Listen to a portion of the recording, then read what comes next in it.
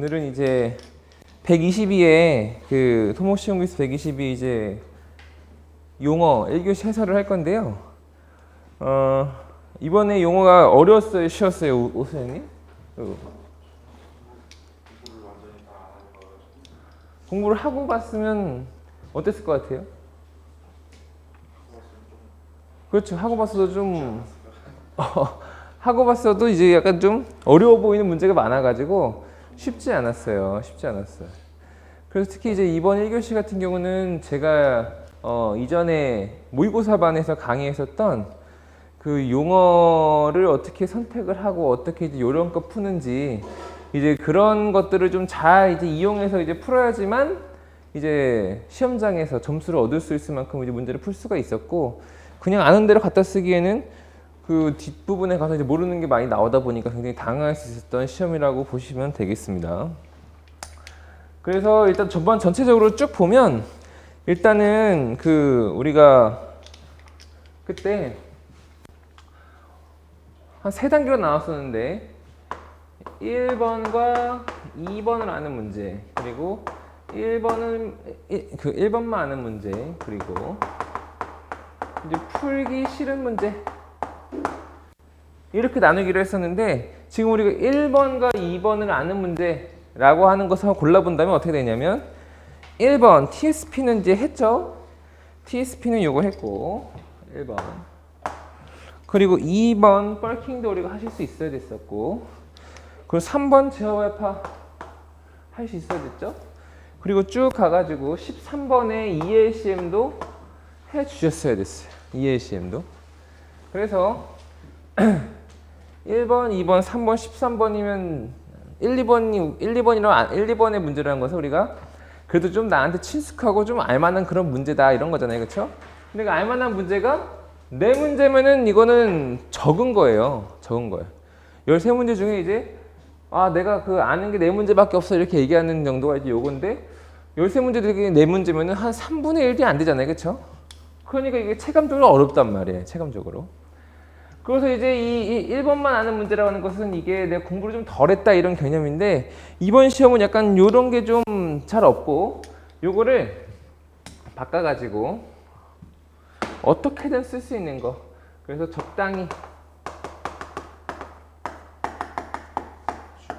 적당히 쓸 수 있는 문제를 한번 이제 골라본다면 4번 붕적토가 되겠고, 그리고 5번 소년가법, 그리고 9번이 뭐였죠? 일부 타정식 사정교, 그리고 10번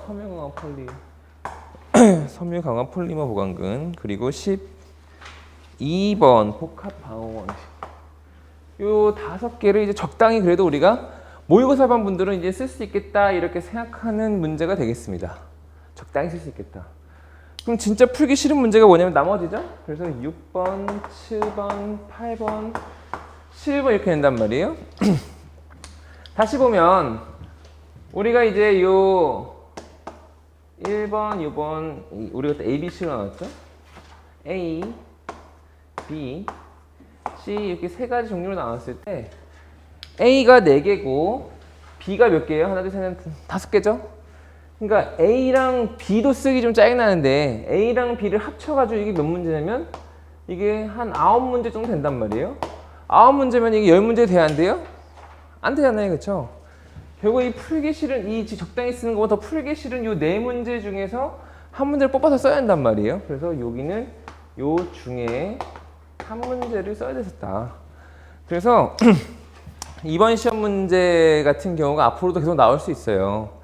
계속 나올 수가 있는데, 일단 이제 해설을 시작하기 앞서서 이제 그 좀 말씀드리고 싶은 바는 뭐냐, 결국에 용어 시험의 패턴은 어떤 식이냐, 아는 문제가 주어지는데 아는 문제가 많지 않을 수도 있다는 거예요. 많지 않을 수도 있는데 아는 문제가 많지 않을 경우에 그럼 이번 회차를 포기할 거냐? 그러면 안 된다는 거죠. 그러면 안 되고 우리가 어떻게 생각해 줘야 되냐, 이 적당히 쓸 수 있고 풀기 싫은 문제를 싸잡아가지고 너무 어렵다 이렇게 생각해버리고, 내가 13문제 중에 4문제만 쓸 수 있구나 이렇게 생각해버리면 사실 1교시에서 완전 망해요. 너무너무 힘들고, 그런데 우리가 이제 요 적당히 쓰는 것도 그냥 원래 시험은 이렇게 나오는구나 생각을 해주면서 요 두 개, 9문제를 좀 쓸 수가 있겠고, 이 풀기 싫은 것 중에 이제 한 문제만 뽑아서 쓰면 되겠다 이렇게 생각을 하셨으면은, 이러면 이제 시험을 어쨌든 이제 합격하려고 하는 그런 마인드의 이제 자세다 이렇게 보시면 되겠습니다. 이번 이 다음 시험에도 이 1교시 같은 경우는 그 2, 3, 4교시 컨디션이 굉장히 큰 영향을 미치는데, 요것만 보고 내가 기분을 결정할 것이냐, 아니면 요거까지 내가 포함시켜서 좀 그 심리적 안정감을 찾을 것이냐, 이거는 이제 선택이에요. 근데 우리가 시험에서 결국에 다 똑같은 책으로 똑같이 공부를 하는데 누구는 합격하고 누구는 합격하지 않는다는 이유는 이거를 바라보는 관점이다. 요거를 바라보고 좀 어떻게 그냥 하면 되겠구나 생각하는 사람이 있고, 아니면은 온팡지게 스트레스 받고 이제 시험지를 쓰기도 싫은 사람이 있고, 두 부류의 사람이 있는 거예요. 그러면 이렇게 간단히 이제 설명을 드렸고, 한 문제 한 문제씩 보도록 하겠습니다.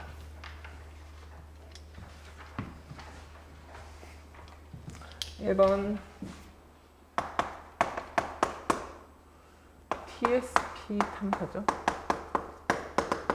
TSP 탐사. 시험 문제는 터널 막장 전방 탐사 이렇게 나왔죠. 막장 탐사.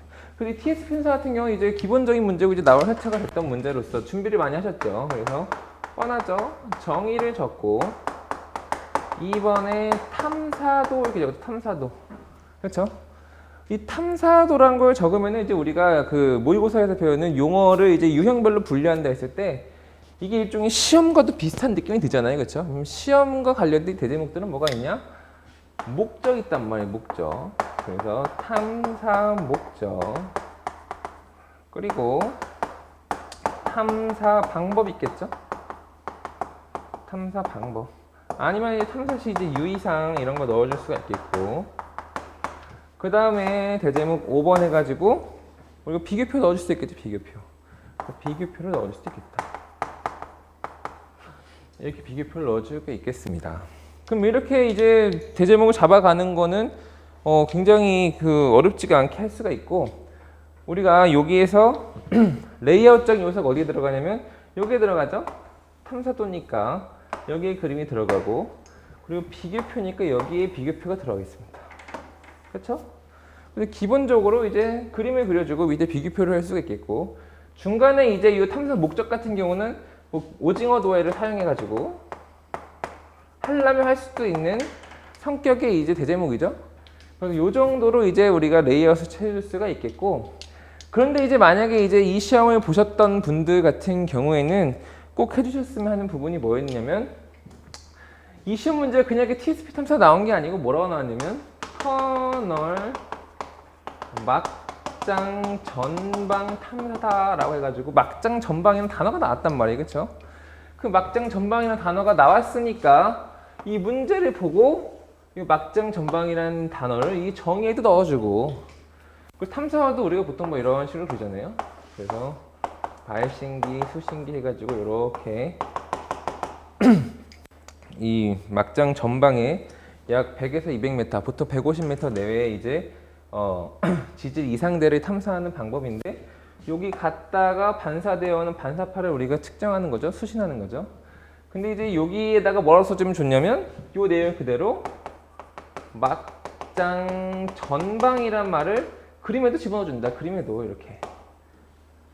그리고 막장 전방에 탐사라는 것을 탐사 목적에도 넣어주고, 원하면 여기 탐사 방법에도 넣어주고, 그리고 비교표에도 넣어주고. 이 TSP 탐사에서 이제 주요한 키워드가 이제 뭐 수신기, 발신기, 그리고 탄성파 이런 것도 있는데, 일단 문제에 주어진 막장 전방이라는 키워드를 곳곳에다 집어 넣어주는 것이 실질적으로 점수를 득점하는 하나의 방법이 되겠다. 그래서 반복을 많이 하는 거가 나쁜 게 아니고 좋은 거예요. 그래서 우리가 아무리 쉬운 거라도 점수를 1점 1점 챙겨야 되는 거기 때문에 이렇게 꼼꼼하게 해주셨으면 되겠습니다. 문제 2번. 문제 2번은 용적 팽창 현상이죠.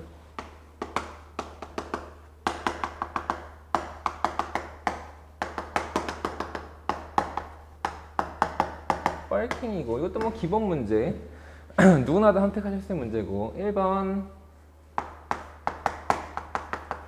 그러니까 물의 흡수 팽창이죠. 사지토에서 이제 사지토가 물을 흡수했을 때 그 적정 함수비에서 그 부피가 늘어나는 현상이 이제 용적 팽창 현상 뻘킹이다. 저한테 저기 탐사도에서 이거 레이더 선수신기 네네. 그 크게 종류가 거기서 나오잖아요. RAR인가 RDR인가.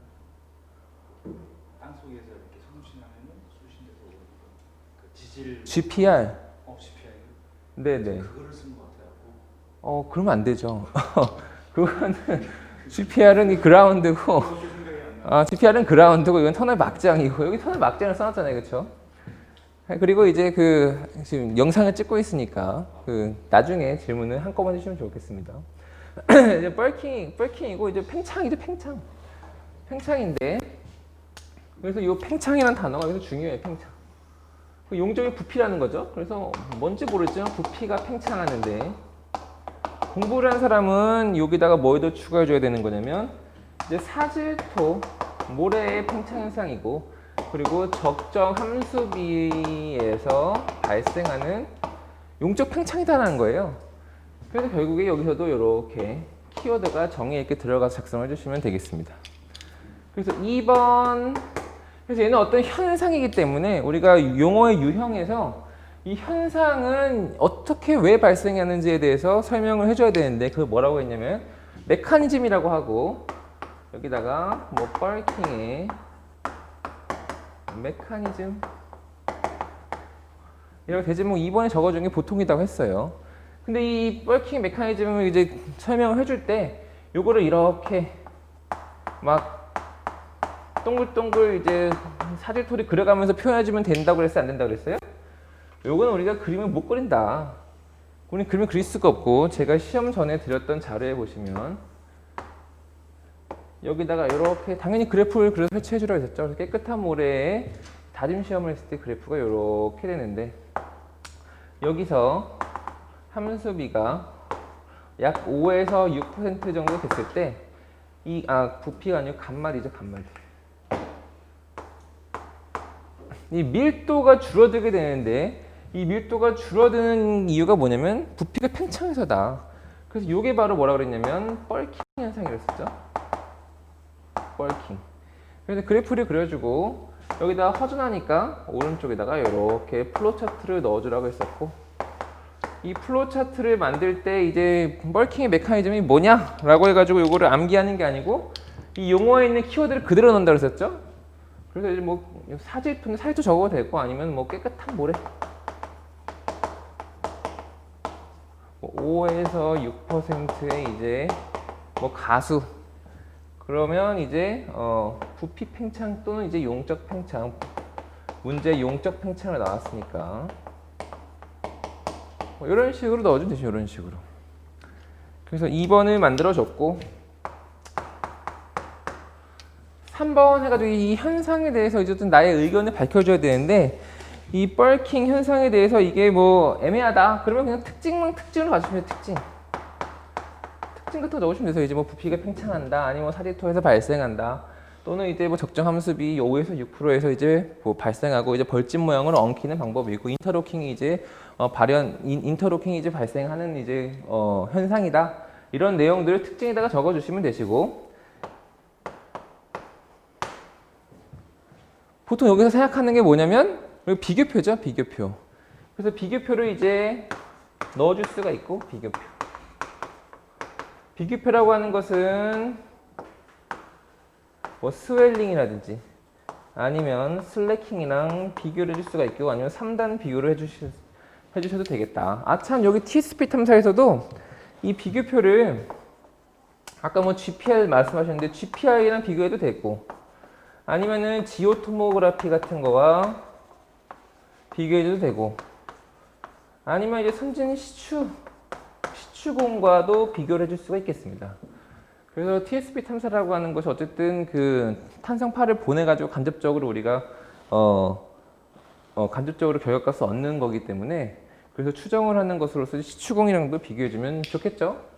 여기도 마찬가지로 이 흡수 팽창 종류들이랑 이게 비교를 해주면 되겠고 근데 이제 이 비교표 가기 전에 여기 만약에 공간이 많이 남았다 그럼 좀 설명을 적어주면 좋단 말이에요. 왜 설명을 적어주면 좋냐면 얘가 여기 이렇게 레이아웃적인 요소인 그래프가 들어갔고 이 비교표도 여기다가 이렇게 레이아웃 중에서 들어갈 텐데 얘와 얘 사이가 좀 떨어져 있으면서 글씨로 쳐주면 좋단 말이에요. 이게 감각적으로 그래, 감각적으로.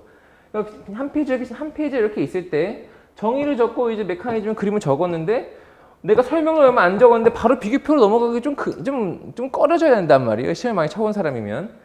그럼 여기다 대제목 4번에다가 우리가 뭘 적어주면 좋겠냐라는 것을 고민을 할 수밖에 없죠.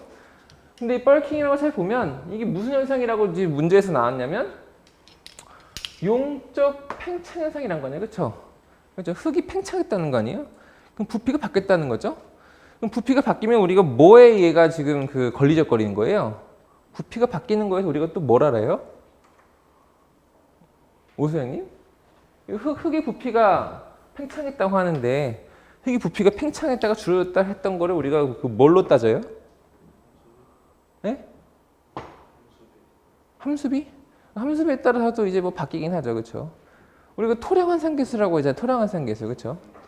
토량환산계수라고 토량환산을 이제 해주는 것처럼 토공에서는 우리가 이제 그 Q 값을 구하든 뭘 하든 전에 뭐 작업 능력을 구하든 그 작업 양을 기준으로 하는데 이 사질토가 이제 그 한마디로 촉촉한 모래인 경우에는 우리 부피가 팽창한단 말이에요, 이제 원래 부피보다.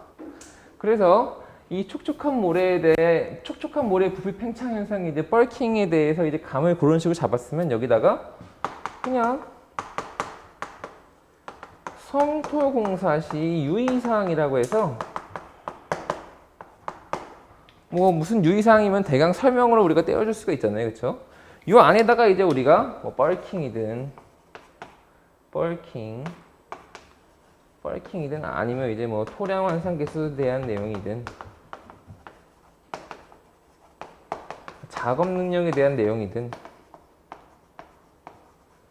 이런 것들에 대한 정의 정도의 내용을 가지고 설명으로 이제 동그라미 1, 동그라미 2, 동그라미 3 이런 식으로 적어주면은 되겠더라. 결국에 이제 우리가 흙의 부피 변화라는 거라고 하는 문제에서 써뒀잖아요. 그거에서 착안해가지고 대제목이 나온단 말이에요. 다시 말해서 이 뻘킹이라는 것을 미리 연습하지 않더라도 우리가 이 대제목 4번 성토공사시 유의사항의 대제목을 잡을 수도 있다는 거예요, 우리가. 이거는 근데 누가 할 수 있는 거냐면 좀 시험을 많이 쳐본 사람들은 가능한 거예요, 시험 많이 쳐본 사람들. 그래서 이 뻘킹에 대해서 이런 식의 대제목을 만들어낼 수 있는 사람이 아까 뭐라 그랬냐면 이번 문제는 적당히 좀 써야 되는 문제예요. 풀기 싫은 문제도 풀어야 한다 했잖아요. 뻘킹을 이렇게 풀 수 있는 사람이 그 다음 모르는 문제도 우리가 잘 풀 수가 있는 거예요, 그렇죠? 그렇기 때문에 이게 같은 맥락을 가지고 이제 이해가 되는 부분이기 때문에 잘 생각해 보시기 바랍니다. 문제 3번 제어 발파예요. 제어 발파. 컨트롤 블라스팅이죠. 컨트롤 블라스팅.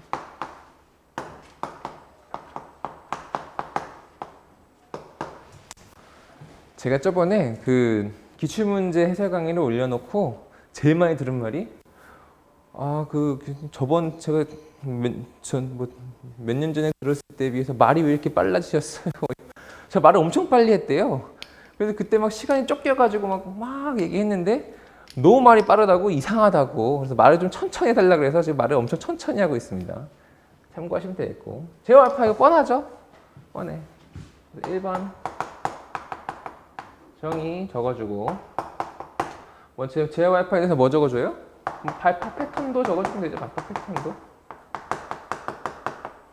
발파 패턴도 장판 짓는 거 그냥 그대로 가져다가 넣어주시면 되겠습니다. 그대로 넣어주시면 되시겠고 3번하고 뭘 적어줄까요? 3번하고 뭘 적어줄까요? 이제 뭐 사람마다 달라요. 사람마다 다 다른데 그냥 왠지 저 같으면 어떻게 하고 싶냐 이 앞에 1, 2번에 보시면 근본적으로 정의 적고 그림 적고 설명 적고 그림 넣고 설명 넣고 그림 넣고 그렇게 했죠. 그쵸?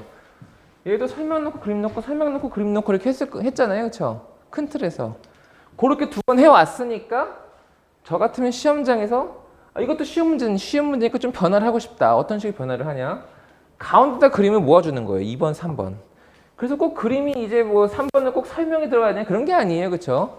그리고 답안지는 딱 봤을 때 이제 보기 좋으면 되는 건데 꼭 비교표가 여기 꼭 그러니까 마지막에 들어갈 필요는 없다. 특히 제어발파라고 하는 종류가 있잖아요.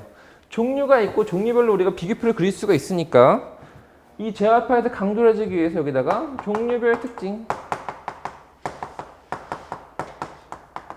이라고 하여서 우리가 라인 드릴링, 프리스플리팅, 쿠션 블라스팅, 스무드 블라스팅의 이제 비교표 잘 외운 거를 3번에다 집어넣어 준다. 그러면 큰 틀에서 보면 발파에 대해서 제어발파 정의를 내리고 그림을 그려주고 비교표를 넣으니까 여기까지 이미 훌륭하죠? 설명이 쫙 됐어요. 그리고 이 우리가 답안지에서 눈에 헉헉 띄는 레이아웃적인 요소인 그림과 표가 이거는 나뉘어져 있었는데 가운데 들어가 있으니까 이 앞에랑도 차별화가 되잖아요. 그렇죠? 그러니까 좋더라. 그래서 종류별적인 표를 집어넣어주고 그 다음에 이제 4번 가서 이제 내 맘대로 적는 거죠. 그래서 뭐 유의사항이 발파시 유의사항이라든지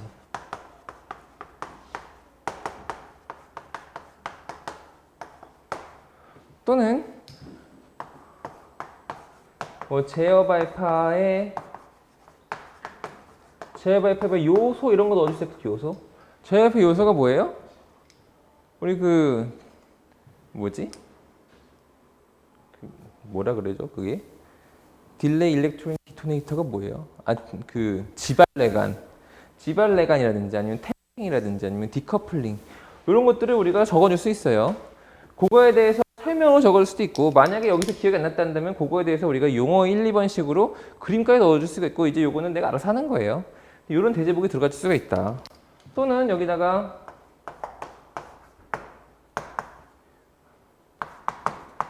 발파 진동 규제체에 대해서 적을 수도 있겠고 아니면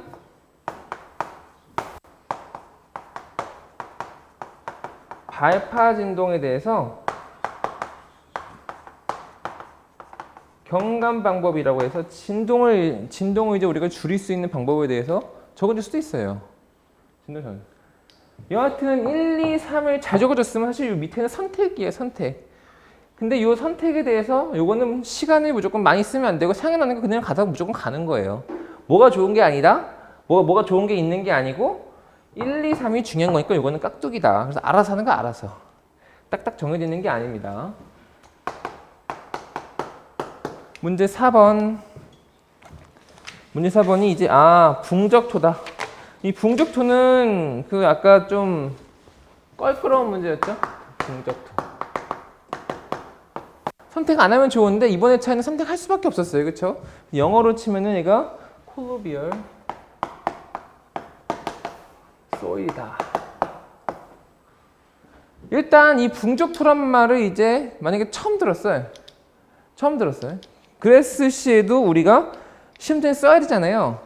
써야 되는데 이제 우리가 이런 거 할 때 어떻게 생각해주면 좋냐면 우리가 기존에 알고 있는 거랑 뭐가 어떻게 연관이 되는지 생각해보는 거잖아요. 그렇죠? 우리가 이 광범위한 토목시공 기술사를 합격하는 기본적인 학원의 이제 방침이 뭐예요? 중요한 거를 암기하고 그리고 중요한 거에서 응용해 나가는 거잖아요. 그렇죠? 그게 이제 간단히 보자면 장판지를 암기하고 장판지 없는 거는 이제 장판지를 바탕으로 쓰는 게 이제 학원의 방침이고 두 번째는 뭐냐? 우리 보통 한 240문제 정도의 이제 기출문제 유형이 있는데 그 중에서 120문제만 공부를 해가지고 나머지 120문제에 적용을 하자 이런 거잖아요. 근데 얘도 마찬가지로 그렇게 봐야 된다는 거예요. 그렇게. 왜냐면 원래 시험을 그렇게 하려고 마음 먹고 우리가 공부를 했으니까 얘도 우리가 정확하게 얘를 공부를 이제 한 페이지를 공부하지 않았지만 뭐랑 비슷하냐 고민하는 게 이게 뭐 나쁜 방법이 아니고 원래 그렇게 해야 되는 거예요. 원래. 그래서 여기서 우리가 일단 유추할 수 있는 거는 이 붕적토를 보고 생각나야 되는 게 뭐냐면 일단 잔적토가 생각이 나야겠죠. 잔적토. 왜냐면 이전 기출문제이기 때문에. 그리고 수업에서 썼었죠. 얘는 residual soil이라고 해가지고 잔적토가 뭐였냐면 풍화돼가지고 이제 쌓인 흙을 우리가 잔적토다 이렇게 얘기했었단 말이에요. 그리고 이 잔적토와 대비되는 말로 우리가 운적토가 있었죠. 운적토. 얘는 transported soil 이렇게 했었고 잔적토와 운적토가 이제 어디서 나왔냐면은 우리가 흙의 생성이라 해가지고 용어 시간 첫 번째 때 이제 흙에 대한 장판지를 하는데 암이 이제 흙으로 풍화되어서 바뀌어지는 이제 과정이 그 풍화가 어떻게 되냐? 제자리에서 일어나는 잔적토가 있겠고 운방이 되는 운적토가 있겠다 이렇게 했단 말이에요. 그럼 붕적토라고 하는 것은 일단 요건 이제 우리가 공부했던 바고 이 첫 번째. 두 번째는 뭐냐? 이 붕적토라고 하는 게 잔적토와 적토는 똑같잖아요. 그렇죠? 근데 붕적토라는 거 아니야? 근데 붕이 도대체 뭘까 생각을 해보면 제가 이제 한문을 엄청 못해서 한문을 되게 싫어하지만 왜냐면 붕이 왠지 붕괴랑 비슷한 거 같죠? 왜 그렇게 생각해요? 이 붕괴가 영어로 뭐 콜랍스 이런 거 비슷한 거 들은 것 같단 말이에요. 그렇죠? 콜랩스를 정확히 기억이 다 안 나고 뭔가 콜 어쩌고 같은데 생각을 하는데 시험 문제는 친절하게 뭐가 나와 있어요? 영어로 나와 있는데 보니까 뭔지 모르게 처음 보는 단어지만 뭔가 붕괴라는 단어랑 비슷한 것 같잖아요. 그렇죠? 그러니까 얘는 붕괴돼가지고 적토, 이거 쌓인 흙이다 이런 이제 얘기예요. 결과적으로. 근데 이런 느낌을 가진 단어다라는 것 정도 우리가 캐치를 하면 어떻게 되냐? 아, 붕적토라는 게 운적토 중에 하나구나 이렇게 우리가 생각이 된다는 여기까지 누구나 할 수 있는 거예요. 그러니까 누구나라고 하긴 좀 그렇지만 이 정도까지는 어떻게 보면은 조금 생각하면 할 수가 있는 정도란 말이에요. 이렇게만 감을 잡으면 우리가 답안지를 쓸 수가 있다. 답안지를. 이 정도만 감을 잡는다는 것은 뭐라고 얘기하냐면 아까 그 1번과 2번을 알고 1번을 아는 거라 했는데 이 1번에 대해서 용어책이 있는데 1번만 공부한 게 아니고 이 문제를 보고서 정의 정도만 우리가 알 수 있는 정도가 바로 이 두 번째였단 말이에요. 그래서 이 1번 정의 정도만 알 것 같은 정도에서 답안지를 써보면 되겠습니다. 1번 정의. 정의는 뭐냐면 이제 붕괴돼서 쌓인 흙이란 말이에요. 그렇죠? 붕괴돼서 쌓인 흙이다. 그런 식으로 적어줘요. 붕괴돼서 쌓인 흙이다. 그럼 2번. 2번은 원래 보통 그림을 그려주죠. 근데 그림을 적어주는 대제목으로는 이제 붕적토의 뭐 발생 원리라든지 메커니즘이라든지 뭐 이런 식의 대제목을 가지고 들어가 줄 거 아니에요.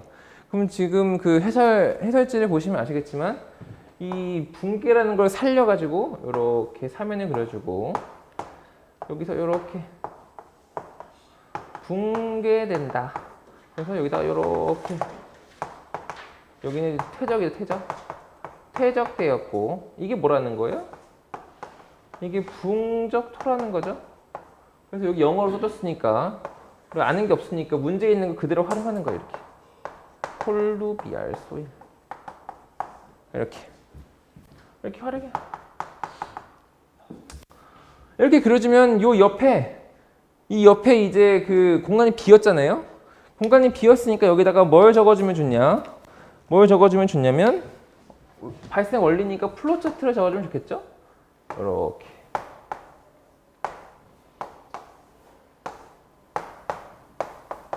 이렇게 되는데 우리가 암이 흙이 되는 과정이기 때문에 여기서 조금만 생각해보면 이게 뭐 암사면이구나. 그래서 뭐 풍화되는구나. 풍화된다는 거 아니에요, 그렇죠? 우리가 암에서 흙이 이제 풍화가 웨더링이 된다고 했었는데 풍화돼가지고 뭐 붕괴, 운반, 퇴적됐다. 뭐 이런 느낌으로 적어주시면 되세요. 꼭 이게 아니더라 하더라도 뭐 이런 느낌으로 적어주시면 되시겠고. 그리고 나서 이제 이 3번. 3번에 뭘 적어줄까요?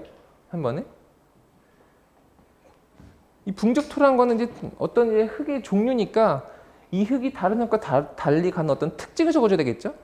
그 특징이 좋은 거예요. 특징. 특징에 대해서 적어주는데 이 특징은 긍정적으로 적어주는 게 좋아요? 부정적으로 적어주는 게 좋아요? 네? 긍정적으로 적어줘요? 부정적으로 적어줘요? 왜냐면 우리가 감을 잡기로 뭔가 붕괴됐다고 이런 부정적인 느낌이잖아요. 그렇죠? 그러니까 부정적인 느낌을 적어주면 되는 거예요. 근데 얘가 흙인데 흙인데 부정적인 특징을 간다는 것은 무슨 특징인 거예요?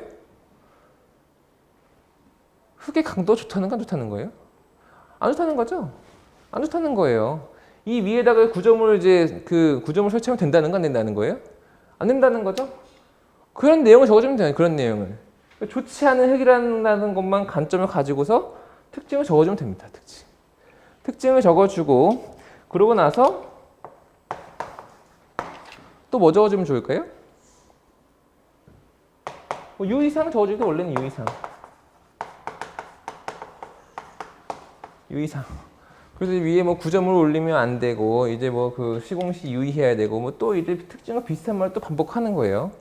그러고 나서 5번 비교표를 가지고 여기다가는 뭐랑 비교표 주냐? 이거 이제 이렇게 그림이 들어갔으니까 비교표가 들어갔는데 얘는 잔적토랑 비교를 해주면 좋겠죠. 잔적토. 오늘 잔적토에 대해서 공부를 했었으니까 잔적토랑 붕적토랑 비교를 해주면 좋겠다. 비교를. 또는 이 특징과 유의사항 쓰기가 버거워요. 버거우면 이 특징을 적당히 우리가 쓰겠는데 유의사항이 버겁잖아요. 버거우니까 이 암에서 흙이 될 때 이제 우리가 공학적인 어떤 과정이 뭐냐면 풍화란 말이에요. 풍화. 그래서 여기다가 그 풍화를 살려가지고 암의 풍화 가로 열고 웨더링 이렇게 해가지고 그 어떤 경우에 이제 풍화가 많이 일어나는지 뭐 화학적 풍화, 물적 풍화 이런 거 있잖아요, 그렇죠?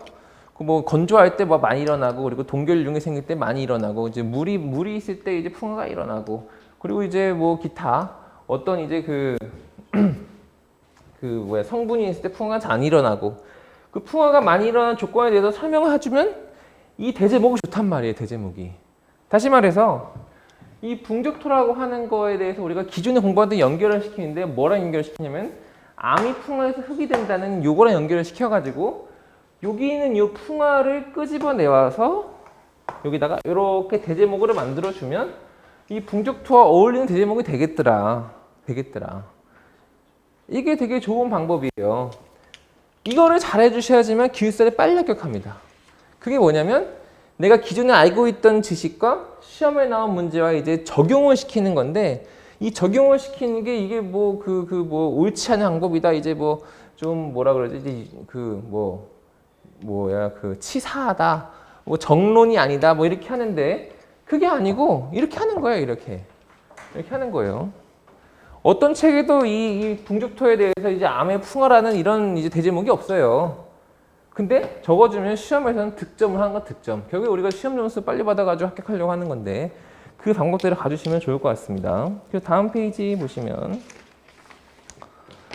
5번 LCC 분석 중 수년가법 이렇게 나와요. 수년가법.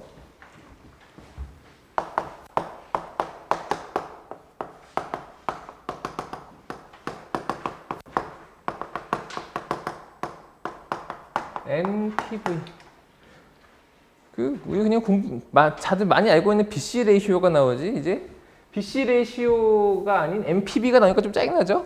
그래서 이 문제를 보고 우리가 생각해야 되는 건 뭐냐? 일단 BC 레이시오랑 얘가 같이 있었던 거는 생각을 해줘야 돼요, 그렇죠? BC 레이시오랑 그리고 여기 NPV랑 IR라 이 세 개가 용어책에 이제 나란히 있단 말이에요.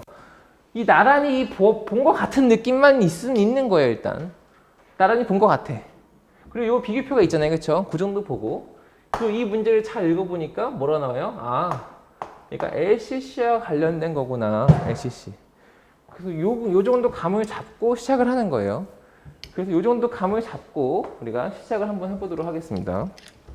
1번. 시험 문제 굉장히 친절한 게 이 영어에 다 나와 있죠? 영어 뭐 나와 있어요? 응? net percent value 나와 있죠, 그렇죠? 순 현재 가치 이렇게 나오잖아요, 그렇죠? 그래서 잘 모르겠으면 정의에다가 요거 문제를 반복하는 거예요. 뭐 LCC 관점에서 이제 분석을 할 때 현재 순 가치로 분석하는 법 뭐 이런 식으로 적어주는 거예요. 이런 식으로. 이걸 그대로 옮겨줘. 정의를 적어주고. 그럼 2번 이 수년가법이라는 이 NPV 산정식을 적어줘야겠죠? 산정식. 그리고 사실 이게 BC 레이쇼라는 게 이제 그 코스트분의 베네핏 요건데 요거를 공부하신 분은 이게 서브노트 하신 분들은 이 베네핏 빼기 코스트라는 거가 이제 그 감을 잡는다. 요 정도는 우리가 할 수 있어요. 그래서 우리가 NPV 라고 하는 게 베네핏 빼기 코스트 걔가 0보다 큰지 안 큰지 보는 거죠. 이렇게 해가지고 이렇게 박스를 치면 되겠더라. 제가 지금 뭘 적었어요? 뭐 적었어요? 여기다 B 빼기 C 이렇게 적었어요? 아니면 베네핏 빼기 코스트로 적었어요? 베네핏 빼기 코스트로 적었죠? B 빼기 C 하는 사람 있을 것 같아요? 없을 것 같아요? 없을 것 같아요? 있어요, 있어요. 그러니까 B 빼기 C라고 하는 것과 베네핏 빼기 코스트 하는 거랑 그럼 같아야 달라요. 다르죠. 이게 많이 쓰면 좋은 거잖아요. 그렇죠? 여기가 옆이가 이렇게 긴데 영어로 길게 써주면 좋단 말이에요. 또는 여기다가 이 순형가법이라 해가지고 여기 순형가법을 우리가 하는 거잖아요. 그렇죠? 그러면 잘 모르겠지만 또 어떻게 적어주면 좋냐면 NPV 얘가 현재 가치의 베네핏 빼기 현재 가치의 코스트 이렇게 적어줄 수 있어요? 없어요? 아니 시험 문제 여기 현재 가치 순환형가법에 나와라 했는데 이제 우리가 아까 앞에서 했던 게 뭐예요? 문제에 대한 걸 본문에다가 반복해서 넣어준다 했었죠? 그럼 이거를 이렇게 적을 수 있는 사람과 그냥 이 B-C로 적는 사람 이건 좀 차이가 있다는 거예요. 무슨 차이가 있냐면 공부한 양은 똑같은데 답안지를 풀어내는 능력 그게 뭐냐면 모의고사를 누가 많이 쳐봤냐 안 쳐봤냐 그걸로 나뉜다는 거예요. 그래서 이렇게 적고 여기도 이제 이거 두 줄이 되어 있으니까 여기다가도 뭐 적었으면 여기도 순형가법 가로 열고 순형가법 두 줄로 만들어준 다음에 이렇게 박스를 쳐주면 또 되겠다. 그리고 0보다 0 이상인 거 여기다 설명을 적어주면 되겠죠. 그쵸? 그쵸? 그래서 이렇게 적어주고 3번 MPB 뭐 특징 적어주면 되겠죠. 특징을 적어주면 되겠고 그 다음에 이 4번에다 뭘 적을까요? 4번에다가 비교표 적어줘야겠죠? 왜 비교표를 적어주냐? 우리 이 BC 레이쇼라는 공부를 했잖아요. 그쵸? 했으니까 당연히 비교표를 넣어줘야 되는 거고 이 비교표를 적어줄 때 BC, MPV와 BC 레이쇼 이렇게 적어주지 않고 문제를 활용한다면 ACC의 분석법의 종류별 특징 해가지고 BC 레이쇼랑 MPV랑 IR까지 뭐 아니면 또는 IR 빼고 비교를 해주든가니 비교표를 이렇게 넣어줄 수가 있겠다. 비교표를. 근데 만약에 여기는 이 앞에 거는 전부 다 이제 이런 그림이잖아요. 그림이기 때문에 요거 보면 하나, 둘, 셋, 넷, 다섯 줄 이제 분량을 많이 차지하죠. 여기도 이제 분량을 많이 차지하고. 근데 여기는 한 줄 또는 두 줄이잖아요. 그렇죠? 한 줄 또는 두 줄이고 비교표 넣기 때문에 사실 공간이 빈단 말이에요. 공간이 비니까 우리가 비교표까지 적어주고부터 딱 끝내야 되는데 남았어. 남으면 여기다 우리가 뭘 적어줄 수 있냐는 거야. 뭘 적어줄 수 있냐. 그럼 여기다 뭘 적으냐 할 때 어떤 식으로 생각해 주시면 좋냐면 여기 앞으로 와가지고 얘가 문제를 보면 뭐가 있어요? 그냥 순형가법이 아니고 ACC 분석법이라 지금 분석법이라 했죠? 그러니까 이 ACC라고 하는 것을 끄집어내가지고 여기다가 적어줄 수가 있어요. ACC. 뭐 생애, 주기, 비용 해가지고 ACC는 우리가 그래프 그리거나 또는 이제 뭐 그 플로우 차트 그리거나 설명을 해놓거나 뭐든지 설명할 수가 있단 말이에요. 그래서 문제에서 ACC를 가져가지고 밑에 부분 채워줄 수가 있겠고 또는 이 BCLC, MPB랑 IRR이 보통 우리가 이거 시험 공부 수업할 때 어디서 배워요? 얘가? 어디서 배워요? 타당성 조사할 때 우리가 연계에서 배우잖아요. 그렇죠?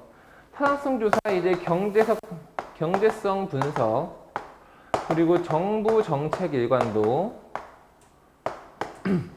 그리고 지역 경제 활성화 이 세 가지 관점에서 우리가 평가를 한다고 했는데 그 중에 수요 분석해가지고 우리가 경제성 분석할 때 쓰이는 게 이 BCLC, MPB, IRR이라고 하는 것들이었다.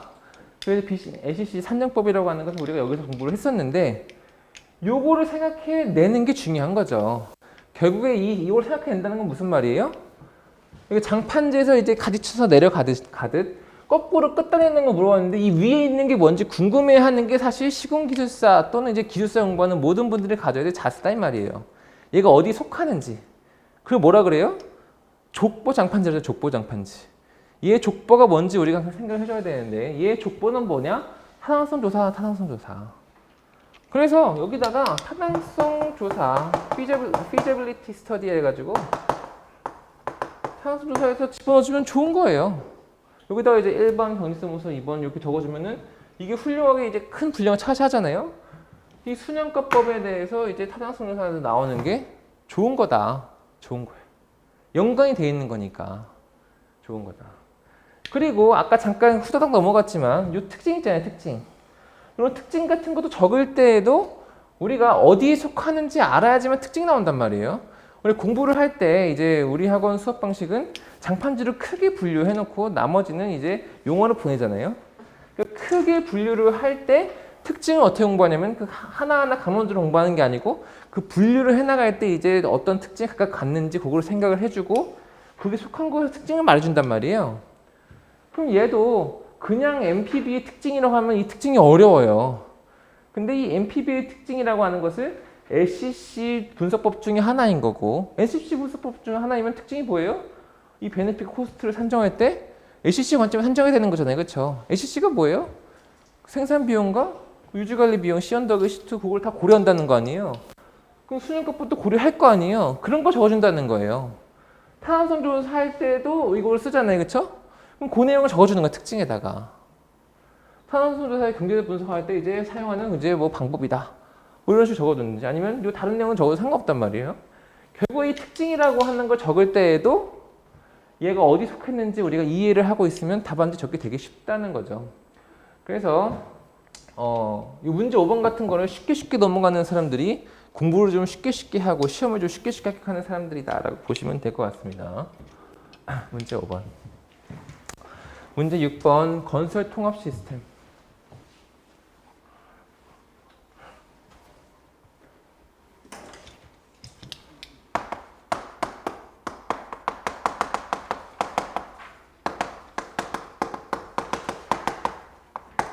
그래서 CIC라 해가지고 컴퓨터 인테그레이티드 컨스트럭션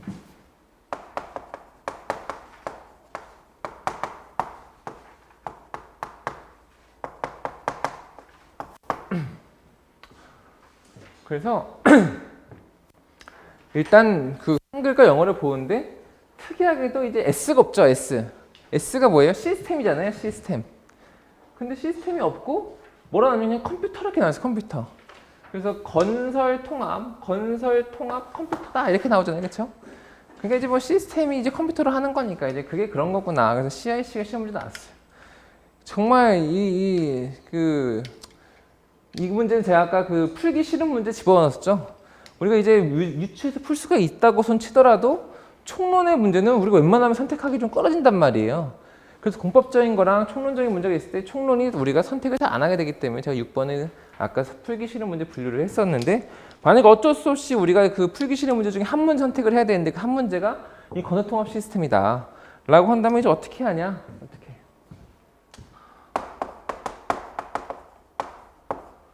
우리가 이 총론적인 거는 사실은 이제 똑같이 하나의 문제를 푼다고 그랬죠? 그게 뭐라고 했냐면 4차 산업혁명과 같은 좋은 말은 다 갖다 쓰는 방식으로 한다는 거예요. 근데 일단 이 건설통합 시스템이 보면은 건설을 통합한다 했잖아요. 그렇죠? 건설을 통합한다 했으니까 건설을 통합한 시스템을 그대로 적어주면 되죠. 건설통합 시스템이라고. 그냥 그대로 적어주는데 이제 이거에 대해서 우리가 감을 잡아야 되는데 어떤 식으로 감을 잡냐면 이 건설통합이 도대체 뭐냐면 건설통합. 그래서 가만히 생각해보면 건설통합이라고 하는 게 작게 보면은 설계, 시공을 통합한다 이런 개념인 것 같죠. 그렇죠?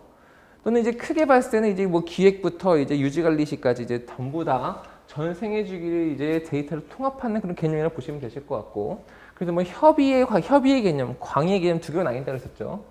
또는 뭐 본사와 현장과의 이제 그 데이터베이스를 통합하는 이제 그런 과정, 업무 효율화를 위한 과정, 이제 그런 걸 이해를 하실 수가 있겠습니다. 그래서 우리가 이 만약 CIC에서 공부를 했으면 지금 우리가 지금 해설지에 나와 있듯이 이게 PMIS랑 그리고 그 ERP가 합쳐진 시스템이라는 걸 우리가 감을 딱 잡고 PMIS라는 것은 이제 그 현장 그 프로젝트별로 현장별로 이제 본사와 이제 현장과 이제 데이터 통합, 그리고 이제 ERP라고 하는 것은 이제 뭐 인사, 행정, 경영, 그리고 모든 기술 파트에 대한 모든 것들을 다 이제 그 업무 생산성을 위해서 하는 그런 프로그램이잖아요, 그렇죠? 그래서 PMIS, ERP라는 거를 이제 공부했으면 감을 잡는데 그게 아니면은 시험장에서는 이렇게 감을 잡는단 말이에요. 이 건설에 대한 게 일반적으로 우리 머릿속에 이렇게 들어가 있으니까 요 정도 감을 잡고 우리가 답안지를 쓰기 시작하는 거예요. 이 정도 감을 잡고 정의 2번을 적어주는데 2번에 우리가 그림도를 적어줘야 되잖아요. 그림도를 적어주는데 근본적으로 우리가 이 시스템이라는 게 들어가 있으면 우리가 이걸 뭐라고 읽는다 그랬어요? 시스템이라고 하는 것은 곧 플로우차트다 이랬죠. 플로우차트. 그래서 플로우차트를 적어주는 거예요. 그래서 건설 통합 시스템, 뭐 CIC의 뭐 개념도 이렇게 적어줘. 개념도를 적어주고서 이제 설명하려고 하는데 이제 이런 데에서 저 같은 경우는 스트레스를 안 받고 여기 앉아 계신 수강생들은 스트레스를 받는다 이 말이에요. 만약에 제가 이거를 공부 안 했는데 시험장에서 만났다 그럼 저는 이렇게 쓸 거예요. CIC 개념도라고 하고서 그냥 아무 생각 없이 시작하는 거예요. 그래서 CIC가 뭐냐면 그 컴퓨터 그리고 인테그레이티드 컨스트럭션 왜냐면 우리 학원에 이제 모양자 2에 그 3줄짜리 박스랑 3줄짜리 이제 그 라운드 있는 박스가 있단 말이에요. 그리고 3줄로 이렇게 적어 놓고 이 컴퓨터 인테그레이티드 컨스트럭션이 뭐냐면 이게 CIC라는 거예요. 그렇죠? CIC. 이 CIC라고 하는 것은 뭐겠어요? 뭐 통합하는 거겠죠? 컴퓨터니까 자동화하는 거고 다 좋은 말 쓰는 거예요. 그리고 기계니까 뭐 체계화 되겠죠? 아니 이런 비슷한 좋은 말 쓰면 되는 거예요. 통합화, 자동화, 체계화 해가지고 뭐 한다는 거예요? 뭐 업무 생산성 증대. 이게 CIC의 개념도 그냥 아무 생각 없이 적었을 거예요. 이게 적혀져 있는 책이 있냐고요, 이게. CIC는. 그냥 적는 거예요, 그냥. 왜냐면 내가 어차피 이 문제에 대해서 그 목표라는 논수가 뭐라고 했냐면 그 제가 강의했던 거기 유튜브에도 올라가 있어요. 이제 그 1교시 뭐 용어, 1교시 용어에 대해서 제가 설명한 강의가 올라가 있는데 거기서 보면 그 모르는 문제지만 그냥 아는 문제처럼 적어준다는 거예요. 특히 이 도해, 이 개념도, 플루스트 이런 거는 그냥 이렇게 만들어주면 된다는 거예요. 그냥 아무 생각 없이 그냥 생각난 대로 쭉 적어주고 또는 아까 제가 이제 건설 통합이라서 이런 게 생각난다고 그랬죠. 그렇죠? 그럼 요거 그대로 쓰는 거예요. 여기다가 설계, 시공, 그리고 뭐 본사 현장, 그리고 뭐 프로젝트,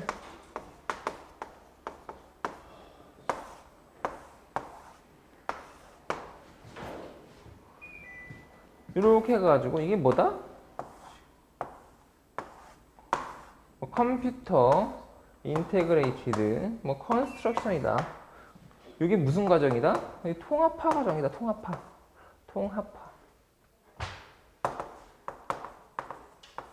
여기도 비어 있으니까 뭐 인테그레이티드구나. 인테그레이티드 프로젝트 뭐 통합 적어줘 비어 있으니까. 통합 아니 프로젝트 데이터베이스 이렇게 적은 데이터. 이렇게. 이것도 도해가 돼요. 이것도 도해가 돼. 이거는 여러 단계의 도해지만 이거는 그냥 두 단계의 도해로서 아까 우리가 생각나는 거 있잖아요. 생각나는 그냥 적어주고 그리고 우리가 그 모양제의 세 칸이니까 그리고 세 칸으로 만들어주는 거예요. 왜냐면 여기 우리가 CIC랑 적기 때문에. 그래서 두 개 적고 여기 뭐 있으니까 그 건설 통합 시스템고 그냥 그 현장별인데 현장 프로젝트 해가지고 이제 현장 자료다 해가지고 프로젝트 데이터 그냥 아무거나 적어준 거예요 여기다가. 그러니까 생각나는 걸 적어주고 여기 써있는 거 그대로 적어줘가지고 그냥 이런 식으로 도해 적어도 상관없다. 핵심은 뭐냐면 이 대제목 2번에다가 뭐든 간에 이런 식으로 그 플로우 차트나 개념도와 같은 어떤 도해를 집어넣어줄 생각이 있냐 없냐는 거예요. 있냐 없냐. 면접에서도 마찬가지예요. 면접에서도 그냥 이런 걸 이렇게 얘기를 해줄 수 있는 사람이 있고 이거 물어봤을 때 그냥 가만히 있는 사람이 있는 거예요. 가만히 있는 거예요. 그냥 가만히 있으면 되겠냐고 물어봤는데 뭐라도 얘기를 해줘야지. 그래서 이런 식의 이제 생각은 우리가 모든 걸로 다 준비할 수 없는 이 광범위한 시험에서 시간을 줄여주고 합격까지 빨리 갈 수 있게 해주는 굉장히 키워드가 되겠다. 그래서 그림을 그려줬으면 이 3번에다가 뭘 적어줄까요? 특징이죠, 특징. 건어통 없이 있으면 좋은 거 아니에요, 그렇죠? 그럼 좋은 거에 대해서 특징 뭐 좋은 거 다 적어줘. 다 적어줘. 적어주고 다 적어주고는 또 뭐 적어줄 수 있겠어요? 특징 적어주고 나서 개발 방향 적어주세요. 개발 방향. 개발 방안 아니면 뭐 활용 방안. 그쵸? 뭐 개발 방향 같은 경우는 이제 뭐 뻔하죠. 뭐 모든 게 다 이제 이런 거를 잘 활용해야 되겠고 현장에서 이제 적극적으로 참여를 해야 되겠고 이거에 대해서 필요성에 대해서 뭐 교육을 해야 되겠고 뭐 이것저것 전사적인 이제 차원에서 이제 뭐 추진이 필요하겠다. 뭐 이런 것도 적어주는 거죠. 적어주고 또는 여기다가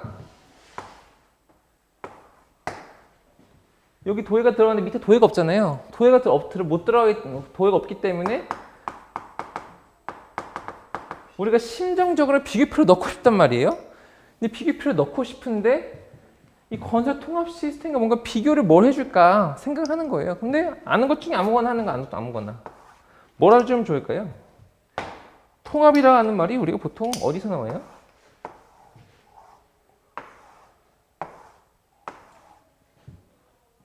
응? 그냥 아무거나 해주면 되는데 뭐 CIC랑 뭐 PMIS 해주든지 아니면 뭐 키스콘이랑 해주든지 아니면 뭐 건설 카이스랑 해주든지 뭐 어떤 것도 해주는데 우리가 그냥 편하게 생각할 수 있는 거는 BIM이랑 해주면 되겠다. BIM이랑. 근데 이럴 때 중요한 게 있어요. 지금 비교표를 이제 억지로 비교를 해줬잖아요. 그렇죠? 억지로 비교를 해줬는데 비교표에 지금 여기에 원래 들어가는 게 뭐예요? 구분이 들어가죠. 구분이 들어가는데 구분을 넣어주면 피곤해요. 그 구분에 맞게끔 얘를 비교해줘야 되잖아요. 그냥 그러지 말고 구분 없애요. 구분 없애고 2단으로 그냥 비교를 해. 그럼 어떻게 돼요? 그냥 CIC에 대한 특징, 여기 특징 적었을 거 아니에요? 요거를 그대로 가지고 와요. 그대로 이렇게. 그리고 BIM에 대해서 아는 거에도 그냥 그대로 적어요. 줄수에 맞게. 그럼 비교가 되는 거예요. 서로 특징을 비교하니까. 꼭 구분에 맞춰가지고 그 요소에 대해서 두 개를 그 차이점을 발견해가지고 차이점에 대해서 강조를 해서 적어주는 방식의 표가 아니고 구분을 없애주면 우리가 세상 편하다.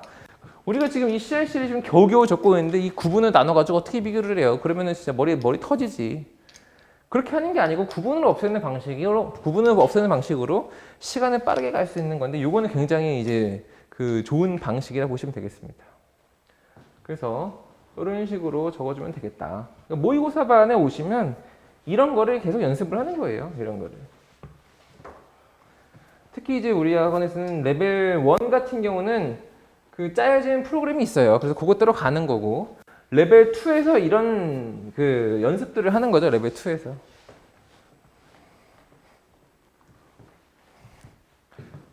문제 7번. 7번이 뭐냐면 국가계약 법령상의 추정가격. 이건 문제에서 국가계약 법령상이라는 조건을 가지고 활용할 수 있어요, 없어요? 그게 붙어서 짜증나죠? 활용할 수가 없고 추정가격은 이게 공사 원가라는 걸 모르고 이게 그 예정 가격이랑 이제 부가가치세가 붙은 예정 가격이랑 이제 비교를 할 수 없으면 아예 선택을 못 하는 거예요, 그렇죠? 그러니까 얘는 모르면 선택 못 하는 거야. 하지 마세요, 그러니까. 그래서 얘는 X. 하지 마요. 문제 8번. 8번이면 역타세 콘크리트 연구.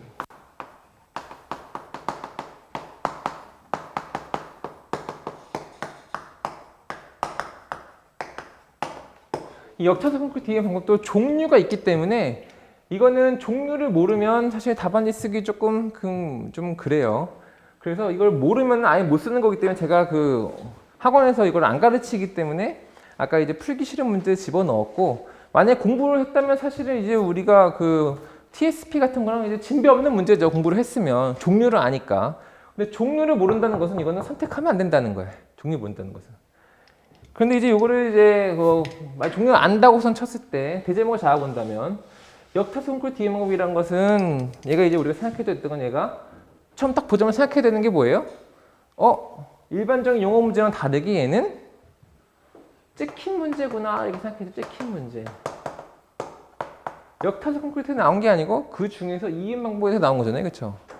찍힌 문제니까 우리가 아이템으로 적어야 되겠다 이렇게 생각해줘야 돼요. 이렇게 생각해줘야 돼.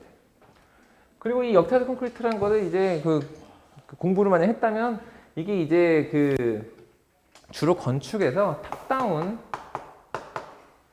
공사를 할 때 탑다운 공사를 하게 되면 이렇게 지상층부터 지하로 내려가잖아요. 지하로 내려가는데 이제 테두리보 시공을 하고 이렇게 슬라브 시공하신단 말이에요. 슬라브 테두리보고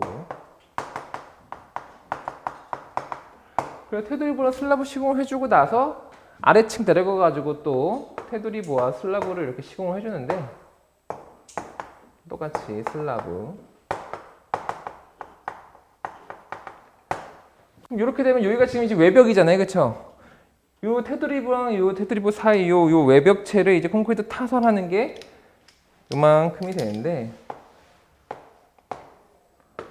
이렇게 하다 보니까 여기 이제 요 테두리보 부분, 요 테두리보 부분에 타설하는 여기가 우리가 선 타설이 되는 거고 여기가 후 타설이 되면서 요 부분이 우리가 역타설 콘크리트 2인부가 되는 거죠. 역타설 콘크리트 조인트, 역타설 콘크리트 조인트가 되는 거고, 이건 역타설 부분이 되는 거고.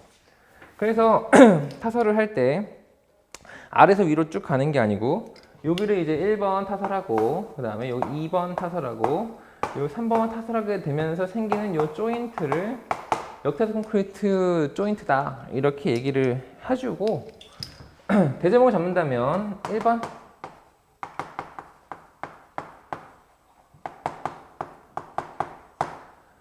방금 얘기했던 탑다운과 요 역타설 콘크리트에 대한 내용을 대제목 1번에 써줘야 되겠죠. 그러니까 요거에 대해서 적어주고 그 다음에는 요거에 대해서 묻는 바 역타설 콘크리트 이응 방법이라 해서 뭐로 적어줘야 된다고 했냐면 아이템으로 적어준다고 했었죠. 아이템이 직접법과 직접법 그리고 2번 충전법 3번 주의법이 있습니다. 주의법. 그래서 이렇게 적고 끝내는 거예요. 이렇게 적고 끝내는데 이 직접법은 뭐냐? 직접법은 여기다가 그 선타설 콘크리트에다가 PVC 파이프를 매설하는 거예요. 원래는 PVC 파이프를 매설해가지고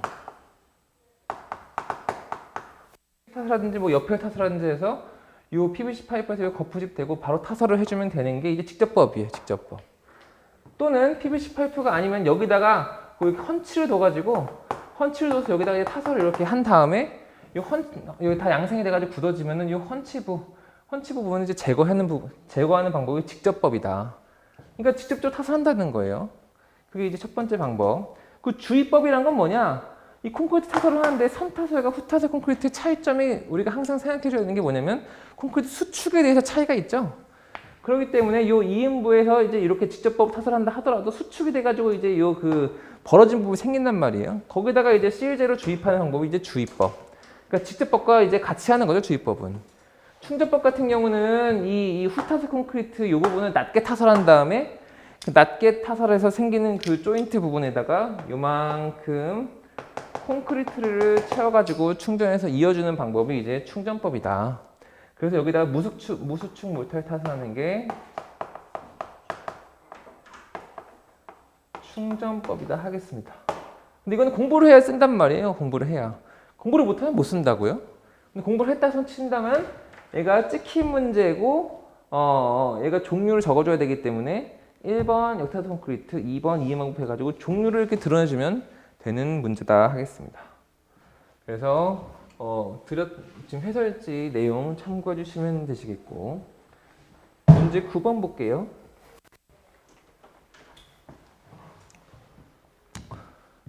문제 9번은 일부 타정식 부분 정착식 사장교다.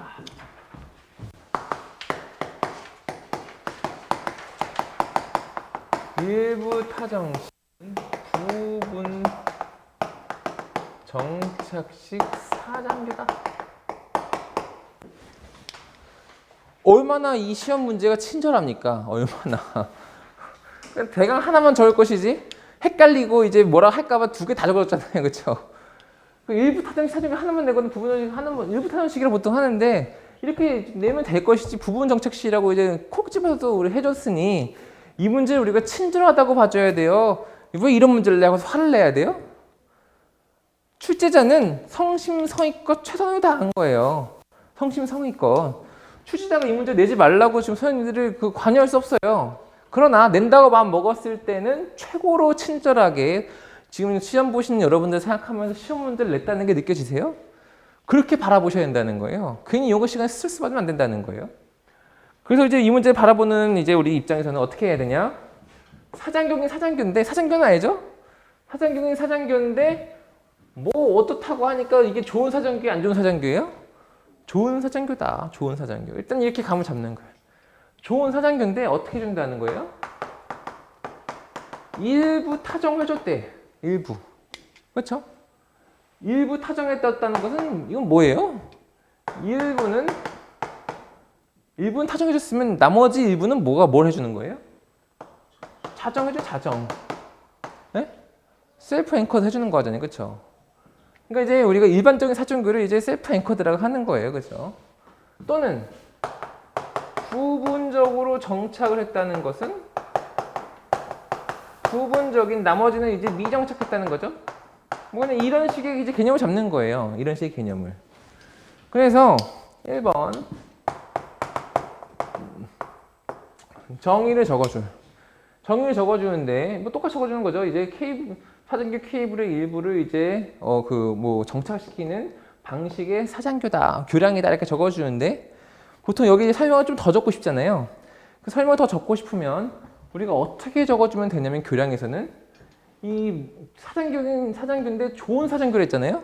우리가 어떤 이제 교량이 그냥 일반 거더교든 아니면 뭐 단순보든 뭐 연속교든 아니면 그 어떤 교량이든 간에 땡땡교라고 하는 것은 좋은 교량이 있었고 좋은 교량의 핵심은 뭐예요? 멀리 가기 위해서 우리가 한다고 했죠. 멀리 가기 위해서.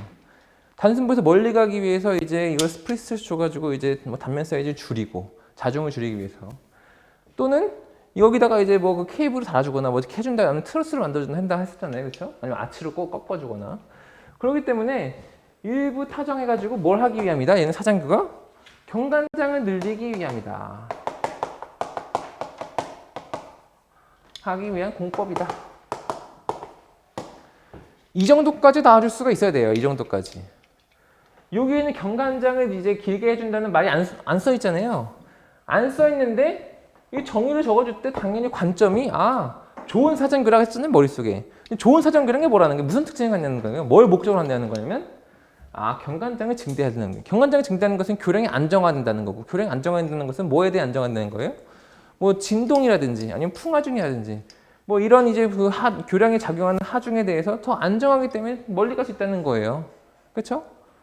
그러니까 우리가 정의에서부터 요거를 우리가 끄집어 내줄 수가 있어야 된다. 이거는 제가 특별해서가 아니고 누구나 할 수 있는 거예요.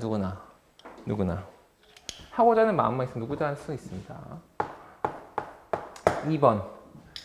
사실상 근데 이거는 요 2번을 그려줬냐 안 그려줬냐가 좀 이제 답안지 나뉠 것 같은데 어쨌거나 얘는 요 일부 자정식 요 사장교에 대해서 시공도를 그려줘야 돼요. 사장교 자체가 이제 이 미적 자원으로 쓰는 랜드마크 요소이기 때문에 시험 문제를 봤을 때에도 사장교가 예쁘게 그려져 있어야 한단 말이에요. 그려져 있어야 되는데 우리가 공통 아이템에 사장교가 있죠, 그림이. 공통 아이템 사장교 그림이 이렇게 있는데 그렇죠? 이렇게 있잖아요. 이렇게 있는데 일부 어떻게 줬다는 거예요? 일부 어떻게 줬다는 거예요? 일부 정착해줬다는 거 아니에요? 일부 정착해줬으니까 여기다가 그냥 사장교에다가 여기는 2개고 여기는 2개니까 여기를 하나 더 3개를 만들어주고 하나를 여기다 빼줘야 되겠다 이런 생각을 하지 말고 그냥 적어주는 거예요. 사장교에다가 뭘 해주는 거예요? 요거는 일부 자정식인데 일부를 타정식으로 해준다는 거예요. 얘도 이렇게 해가지고 타정식이야. 그럼 여기다 이게 뭐 정착하는 뭐가 있겠죠, 그렇죠? 정착하는 뭐가 있겠어요? 이렇게, 그렇죠? 그럼 적어주고 여기다가 그림을 그렸으면 설명을 적어준다 했어. 설명. 알고 있는 설명 그래서 적어주면 되세요. 얘는 뭐라고 적을까요? 앵커리지. 앵커리지. 적어주세요. 앵커리지. 또는 얘가 이제 자정식이나 타정식으로 한다면 이제 그 교량 외측의 앵커리지 이렇게 적을 수도 있겠죠, 그렇죠? 그래서 요거는 일부의 이제 케이블 일부 케이블 중에서 이제 그 전부 케이블이 아니고 일부의 케이블만 정착해 주는 거잖아요, 그렇죠? 일부 케이블이라고 적어주든지 아니면은 뭐 타정식 케이블 이렇게 적어줘요. 타정식 케이블. 이거 왜? 근데 타정식 케이블 용어가 있어요, 없어요? 용어가 없죠. 용어가 없는데 이 시험에서는 왜 이렇게 적어주는 게 좋아요? 이게 지금 케이블이긴 케이블인데 얘를 표현하기 위해서 키워드가 뭐예요? 지금 이게 지금 키워드가 뭐냐면 원래 이 사장교라는 게 이제 뭐 자정식인데 타정식 해준다는 거 아니에요, 그렇죠? 그러니까 이 단어가 눈에 잘 띄는 그림에도 들어가주면 좋은 거예요. 그러니까 그 타정식 케이블이란 말이 맞는 틀인지 따지지 말고 그냥 적는 거예요. 타정식 케이블. 적어주고 여기도 마찬가지로 적어주는데 여기는 이제 왼쪽에 한글로 적었으니까 오른쪽에 영어로 적어요. 영어로 뭐라고 적어요? 여기다가 partially anchored라고 하죠. partially anchored 케이블 이렇게 적어요. 이렇게 적고 여기다가도 앵커리지 적어요. 앵커리지 영어로 적어줘. 영어로 이렇게 영어로 적어주고 또 가운데 만약에 이제 뭐 공간이 비어가지고 좀 그 어색하다. 그럼 또 뭐 적어줄까 하다가 여기다가는 그냥 뭐 부분 일부 타정식 뭐 사장교 뭐 해가지고 뭐 이런 식으로 표현하시면 된다는 거예요. 이렇게 지금 제가 억지를 쓰는 거예요? 아니면 제발 이렇게 하라는 거예요? 저는 이렇게 했을 것 같아요? 안 했을 것 같아요? 저는 이렇게 했어요. 제가 왜 이렇게 했냐? 저는 공부를 정말 하기 싫어했거든요. 공부를 정말 하기 싫었는데 이런 문제 나오면 전 좋은 거예요. 왜냐면 나는 공부를 안 해서 이 문제가 새롭지만 공부를 한 사람도 이 문제가 어렵겠구나 이렇게 생각하면 얼마나 기분이 좋아요. 그렇잖아요. 만약에 이런 문제 같은 경우는 좀 애매하죠. 추정가격. 이거는 열심히 공부 잘 쓰는 사람 있을 것 같잖아요. 그렇죠? 이거는 내가 공부를 안 했기 때문에 못 쓰는 것 같고 얘도 책에 있는데 근데 공부를 안 했으니까 못 쓰는 것 같은데 얘는 왠지 내가 제일 잘 쓸 것 같잖아요. 그렇죠? 그러니까 얘는 기분이 좋은 거예요. 얘는 생각을 바꿔야 돼. 시공도 적어주면 얘가 좋은 거기 때문에 특징을 적어줘야 되겠죠? 좋은 거는 특징이 뭐예요? 우리 저연고 교량의 특징에 대해서 우리 공부했었잖아요. 그 저연고 교량의 특징에 대해서 적어주면 쭉 되겠다. 그래서 뭐 단면의 효율화, 뭐 장경간화, 뭐 랜드마크적인 어쩌고저쩌고, 뭐 구조의 효율성, 뭐 어쩌고저쩌고 아니면 뭐 프리스트레스 아니면 포스트 텐션 뭐 이런 걸 적어주면서 쭉 적어주는 거예요. 그리고 나서 습관적으로 우리는 뭘 해주냐? 좋은 뭐가 나오면 기존 거랑 비교해 줄 수가 있겠죠? 비교표를 해주면 되겠고 이 비교표라고 하는 것은 이렇게 들어가는데 뭐랑 비교해 주면 좋을까요? 뭐랑 비교해 주면 좋아요? 우리 기본 일반적인 사장교랑 비교해 주는 게 좋아요? 아니면 얘가 현수교랑 비교해 주는 게 좋아요? 그냥 아무거나 하면 돼. 아무거나 이런 거는. 그래서 아무거나 하는데 타정식 사장교를 했으니까 그냥 자정식 사장교라고 해주든지 아니면은 그냥 현수교랑 비교해 주든지 현수교. 알아서 비교하는 거예요. 알아서 비교해 주시면 되시겠다. 만약에 이제 이 부분 잘 못해가지고 빈 남았으면은 이게 신기술 신공법 같아 보이니까 뭐라고 적어줘요? 뭐 개발 방향이라든지 뭐 현장 적용성이라든지 현장 적용성에 대한 내용이랑 특징이랑 같은 거예요. 어디다 적용하는 거예요, 이게? 사장교에 건설해야 되는데 그 경관장이 더 길게 그 가야 되는 곳에 이걸 쓰겠죠. 그 다른 말로 하면 뭐예요? 공사 비용을 저감하고 싶을 때, 공사비를 줄이고 싶어. 아니면 주탑 개수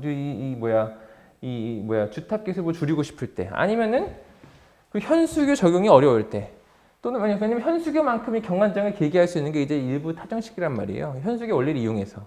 이 지금 이 타정식이라 원래 현수교라고 하는 것은 이 타정식 앵커리에서 힘을 잡아주기 때문에 이 보강거드에 힘이 안 들어가는 무응력 상태가 기본이란 말이에요.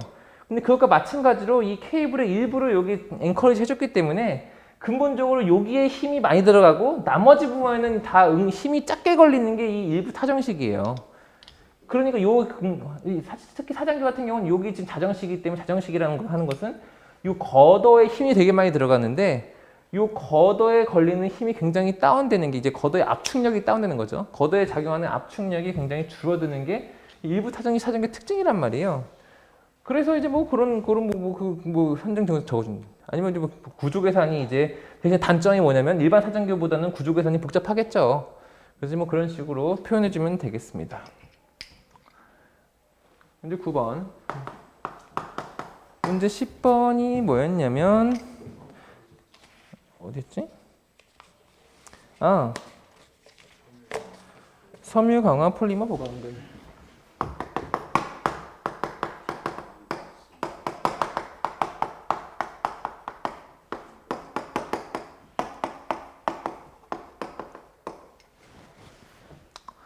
계속 뭐가 나오냐면 이번 시험 문제는 여기도 보면은 뭔지 모르겠지만 좋은 사장교, 뭔지 모르겠지만 이제 철근적인 좋은 철근 이렇게 나왔잖아요, 그렇죠? 그러니까 이번 회차는 그 아까 같이 이제 이런 문제를 잘 쓸 수 있는 사람이 다 시험 문제를 잘 쓸 수가 있던 거예요. 그래서 1번 여기 보면은 섬유 강화, 그래서 이게 뭐냐면 FRP, Fiber Reinforced,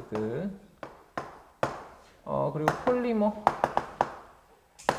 앞에 파이버가 맞나? 맞죠? 파이버 레인포스 폴리머 보강근 이렇게 나왔죠, 그렇죠? 영어가. 이게 무슨 말이에요? 이 영어를 해석해 보면 섬유로 이제 레인포스가 보강하는 거죠, 보강. 폴리머를 보강한다는 거예요, 보강. 그래서 그 정도 개념만 있고 좋은 철근의 개념만 있으면 성이 섬유로 강화한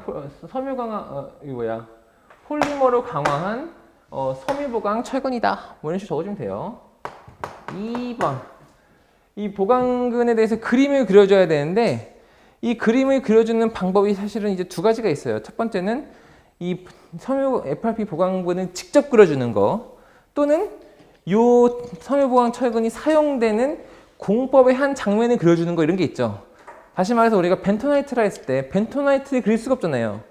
그러니까 벤토나이트가 사용되는 흑마의 굴착 공사 현장을 그려줘서 여기에 벤토나이트가 사용된다 라고 설명을 해줄 수가 있는데, 사실 얘는 보강근은 철근인데 철근이 온갖 곳에 들어가는데 뭐 특정 공법이 정해지는 게 아니기 때문에 요 뭘 그려두고 뭐 설명하기 좀 애매하단 말이에요. 애매해. 근데 우리 섬유광학 폴리 보강근이라는데 이게 좋은 철근이었잖아, 좋은 철근. 근데 이 좋은 철근이라고 하는 관점에서 우리가 뭘 가지고 올 수가 있냐면 철근의 단점을 보완하는 게 좋은 철근이겠죠?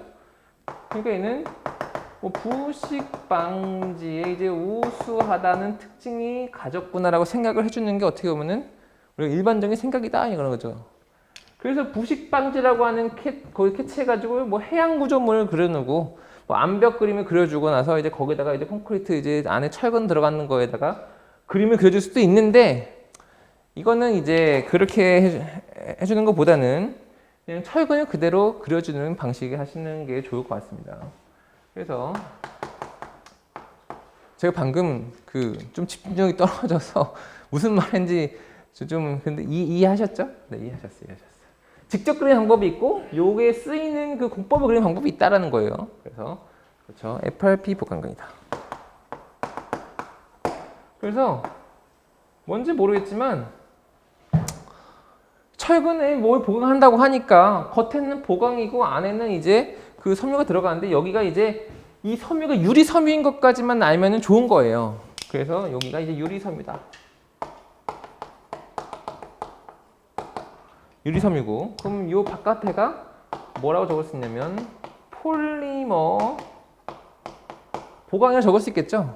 그러니까 제 말은 정확한 거는 지금 해설지에 보면은 이게 지금 정확한 거예요. 그래서 안에 유리 섬유가 글래스 파이버가 있고 바깥쪽에 이제 그 탄소 섬유 폴리머가 있어가지고 보강을 해주는 게 이제 FRP 보강근인데 그거를 모르는 입장에서 봤을 때는 문제에서 유추할 수밖에 없기 때문에 요거는 섬유고 요거는 이제 폴리머 보강이잖아요, 그렇죠?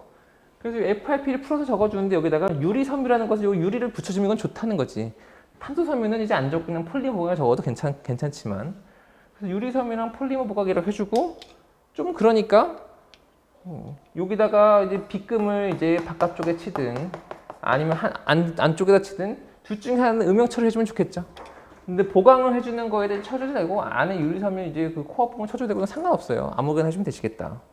근데 아무리 짱구를 굴려도 우리가 그릴 수 있는 거는 여기다가 뭐 FRP 보강근이라 해가지고 이렇게 제목을 달아주면 여기까지만 우리가 할 수 있고 더 이상은 우리가 못 만든다는 거예요. 그쵸? 그쵸? 그럼 여기다가 우리가 추가줘야 될 거는 뭐냐면 그림을 그렸을 때 우리가 보강해줘야 되는 건 설명이라 해서 설명, 글자. 그럼 여기다가 화살표를 빼내가지고 설명을 해주냐? 그럼 더 이상 설명할 게 없잖아요. 설명할 게 없으니까 여기다가 이렇게 해가지고 오른쪽 원래 우리가 플로 차트를 씌워주잖아요. 플로 차트가 아니고 그냥 이런 설명을 넣기 위해서 어떤 박스를 칩니다. 여기다 뭘 넣어주면 좋을까요? 뭐 개발 배경이라든지 뭐 이런 거 넣어주면 좋겠죠. 왜 그러냐? 우리가 알고 있는 게 부식 방지를 위해서 이렇게 했구나라고 생각을 한 것밖에 없잖아요, 그렇죠? 그러니까 부식 방지를 해야 된다는 말을 왜냐면 여기 있는 거 반복해야 되는데 또 적어야 되는데 적당한 대목이 뭐냐? 얘를 왜 개발했을까? 개발 배경이라고 적어주는 거예요. 그래서 뭐 부식 발생, 뭐 최소화, 뭐 콘크리트, 뭐 내구성, 뭐 증대라든지, 아니 뭐 철근의 뭐 사용량 감소라든지, 그냥 이 부식 발생과 관련된 이제 뭐 관련된 내용들을 여기다 그냥 적어주는 거예요. 생각나는 대로. 요 그림이 너무나 짜치니까 요 옆에다가 그림 설명을 많이 넣어주는데 이제 부식 방지라는 걸 꼭 가져와가지고 이렇게 적어주면은 우리가 좀 채워줄 수 있겠다. 좋은 그림 알면 좋은데 모르면 이렇게 해줘야죠. 모르면은 가져오고 3번 특징이라고 해서 요거 지금 적어주면 되겠죠. 똑같이 부식 방지 된다고 쭉 적어주고 마찬가지로 이제 비교표 적어줘야 되겠죠. 좀 약간 좀 그 마음속에 좀 꺼려지는 건 뭐냐? 앞에도 계속 비슷한 방식으로 답안지 적어왔잖아요. 그래서 뭐 그림 그려주고 설명 넣어서 표 넣어주고. 그렇지만 어쩔 수 없이 우리가 이제 어려운 걸 적어주는데 이제 여기서는 이제 그렇게 좀 못하는 거예요. 그래서 비교표, 여기 비교표 해서 뭐랑 비교해주면 좋아요? 얘는 그냥 뭐 일반 철근. 뭐 일반 철근이랑 비교해주면 되겠죠. 일반 철근이랑 비교를 해주고 설명을 해주면 되겠고 이것도 마찬가지로 FRP 철근의 뭐 현장 적용 방안이라 해가지고 우리 그 항만 구조물이라든지 해안가 구조물 또는 부식이 발생하는 이제 뭐 지하 구조물이라든지 그런 것들을 이제 그냥 적어주시면 될 것 같아요. 그래서 그 구조물의 종류를 현장 적용 방안이라고 하는 대제목으로 설명해 주시면은 문제 10번도 적당히 적어낼 수가 있겠다. 문제 11번 상수도 간의 이제 부단수 공법이다.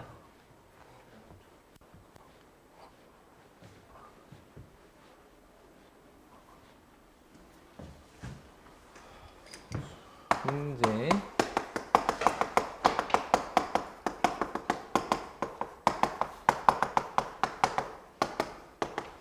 제가 이제 저도 이번 회차 1교시 시험 문제 딱 받자마자 눈에 딱딱 들어온 게 뭐였냐면 첫 번째가 이 일부 타정시 사장기가 눈에 팍 들어오고 뭐야? 그리고 두 번째는 뭐냐면 부단수 공법? 그래서 이게 눈에 확 들어온단 말이에요. 그래서 만약에 이번 회차에 이제 뭐 좀 뭐야? 그래서 좀 어렵게 느껴졌을 경우에 그 느낌을 이제 그 만든 문제 중에 하나가 이 문제일 거라 생각합니다. 근데 이 문제를 잘 보니까 이 시험 문제 낸 그 출제자분이 또 역시 엄청 친절하게 하려고 노력을 했어요, 안 했어요? 했죠? 저같이 한문을 못하는 사람들을 위해서 이 부가 무슨 부라고 써준 거예요? 아니 부구나 이게. 그래서 여기서 우리가 생각해줘야 되는 게 뭐냐? 어쨌든 내가 상수도관이라는 거고 상수도관, 요거 상수도관. 상수도관이라 생각하면 우리가 그 상수도, 상하수도 장판지가 있죠. 근데 상하수도 장판지가 있고 또 이번 회차에 제가 나눠드렸던 상하수도 공통 아이템이 있어요. 노후와 관련된 공통 아이템이 있다. 그래서 그런 게 생각이 나주면 좋고, 두 번째 부단수 공법이라고 하는데 부단수 공법의 그럼 반대말이 뭐겠어요? 단수 공법이잖아요, 그렇죠? 그러니까 이 문제 선택 안 하면 좋은데 선택하는 사람은 딱 보자마자 아 부단수 공법, 부단수 공법이 뭘까 생각하면 단수 공법을 생각하면 부단수 공법 뭔지 알 거 아니에요, 그렇죠? 그럼 상수도관을 단수하는 공법이 일반적인데 부단수 공법이 좋다는 거잖아요, 그렇죠? 그런 개념으로 문제를 냈을 거 아니에요. 그러니까 부단수 공법이 좋은데 뭐에 비해서 그냥 단수 공법이 좋다. 그럼 단수 공법이라는 것은 기존에 물이 흘렀다는 건데 물이 흐른 상태에서 얘가 어떻게 됐다는 거예요? 노후가 되고 누수가 되고 균열 발생하고 교체를 해야 될 상황이 되니까 상수도관이 교체하려고 할 때 기본적으로 원래 단수가 기본인데 우리가 이제 물이 많이 흐르고 이제 물이 단수하면 이제 또 안내해야 되고 주민 협의해야 되잖아요. 그럴 필요 없이 부단수, 단수하지 않고 할 수 있는 교체할 수 있는 공법이 부단수구나. 이 정도면 거의 그 찍기의 왕이죠. 그러나 이 부단수 공법이 요거는 우리가 일반적으로 알 수 있는 정도라는 거예요. 알 정도. 근데 시험장에 이렇게 기억이 나려면, 생각이 나려면 근본적으로 마음속에 조바심이라든지 이번 시험 망했다라든지 힘들다라든지 이런 그 나쁜 감정이 없고 그냥 편하게 시험 보는 상태에서만 이런 게 기억이 날 수가 있어요. 그래서 특히 용어 설명 1교시에서는 우리가 멘탈 관리가 중요하다는 게 바로 이런 겁니다. 1번 정의, 그래서 이렇게 정의 적어주는 거예요. 2번 이 부단수 공법은 여기 보시면 이렇게 상수도관이 이렇게 흐르는데 여기 이제 이렇게 그 어떤 분기관 설치하는 거예요. 분기관을 이렇게 설치하는데 우리가 하려고 하는 게 뭐냐면 이 분기관에서 요 부분을 교체하려고 하는데 이 부분을 교체하려고 하는데 얘가 이렇게 물을 돌리려는 거예요. 이렇게 물이 흐르는데 여기서 이렇게 물을 돌려가지고 물이 단수가 되지 않게끔 하려고 하는 거고 이 단수가 되지 않게끔 하려는 이 부분에다가 우리 샌드위치 밸브라는 것을 우리가 설치하면 샌드위치 밸브. 이 샌드위치 밸브라고 하는 것은 이 부단수 공법을 위해서 이제 만든 밸브인데 이건 뭐냐면 샌드위치 밸브를 설치를 하고서 위에서 여기 천공을 해요. 천공을 해가지고 얘를 이렇게 딱 들어 올린단 말이에요. 들어 올리면 이 유체가 이제 만약에 가스관이다. 상수도가 아니고 가스관에서도 사용을 하는데 그럼 이거 가서 이렇게 나갈 거 아니에요. 물도 이제 나가고. 그럼 얘를 이제 그 천공된 이 부분을 꺼내는데 이 샌드위치 그 밸브란 게 뭐냐? 꺼내면서 요 옆에 이렇게 싹 들어가는 거예요. 옆에가. 얘가 여기 이렇게 좀 가로로 길게 이렇게 만들어진 밸브가 샌드위치 밸브다. 이 천공된 부분을 꺼내면서 이렇게 딱 닫아버리는 거예요. 닫아버린 다음에 이제 우리가 이 부단수 차단기를 해가지고 여기 이렇게 들어가서 여기 이렇게 꺾여서 이렇게 들어가서 이렇게 꺾여서 이렇게 막아주면은 여기가 막히고 여기가 막히면서 여기 안에 있는 유체가 이렇게 돌아가서 단수가 되지 않고 그다음에 이 부분을 이제 절단해가지고 교체를 하고서 그다음에 다시 이제 여기 부분을 이제 그 구멍 뚫린 부분을 이제 막아주고 이 통수를 시키면 되는 게 이제 부단수공법의 이제 주로 개괄이에요. 그런데 보시면 아시겠지만 이게 그림을 그리려면 공부를 해야 그릴 수 있잖아요, 그렇죠? 공부를 해야 그릴 수가 있으니까 시험장에서는 이걸 선택했으면 이번에 그림을 그릴 수가 있어요, 없어요? 이건 뭐 어떻게 좀 제 생각에는 죽어도 깨어나도 못 그리는 정도예요. 얘 같은 경우는 얘는 아니야. 얘는 보고서 그릴 수 있는 정도예요. 얘는 보고서 우리가 잘 그릴 수 있는 정도고 얘는 모르면 못 그리는 정도야. 내가 제 생각에는. 그렇기 때문에 여기다가 그림을 못 그려야 되는데 못 그리면 우리가 여기다가 뭘 적어줄 수가 있냐면 다른 거 집어넣어야 되잖아요. 플로우 차트를 보통 가지고 오는데 부단수법 플로우 차트 가져와도 되고 또는 내가 머릿속에 뭐가 생각났어요? 부단수랑 단수공법 있잖아요. 원래는 이 비교표가 밑에 부분에 들어가잖아요. 근데 그냥 그걸 올리는 거예요. 넣을 게 없으니까. 그래서 여기다가 부단수 공법과 단수 공법 해가지고 두 개를 이렇게 비교해줘요. 부단수 단수 공법이라 해서 비교를 해준 다음에 3번 부단수 공법의 특징에 대해서 요거를 반복해서 다시 적어줘요. 특징을 적어주고 그 다음에 이제 또 적어줄 수가 있는 게 뭐 도입 배경 이런 거죠. 뭐 도입 배경. 그래서 4번 도입 배경 적을 수도 있지만 뭐 특징과 도입 배경을 이렇게 적어준다면 근데 우리는 이제 이 상하수도관에 대해서 공통 아이템이라고 있죠. 이게 결국 교체를 하려고 하는데 교체를 하려면 이제 노후화 됐다는 거기 때문에 여기다가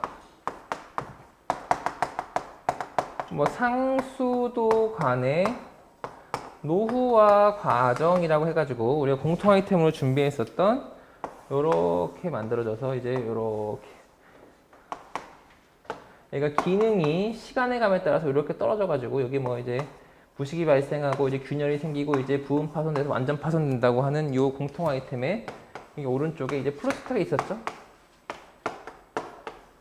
이렇게 생긴 공통 아이템을 여기다 활용해주고 그리고도 만약에 이제 공간이 비었다. 그러면 우리가 5번에다가 뭘 적을 수 있는 거냐면 부단수공법, 단수공법에서 비교를 해줬잖아요. 근데 여기다가는 그냥 단수공법 해가지고 부단수공법 정의 적어줬듯이 단수공법 해가지고 단수공법은 그냥 이런 공법이다 라고 해서 설명해주는 거예요.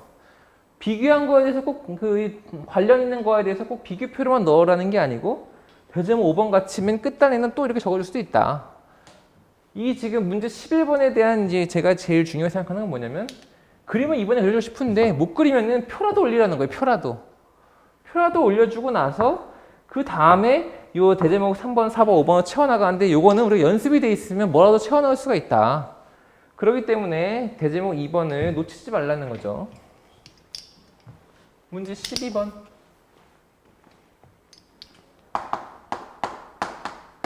이거는 연안시설에서의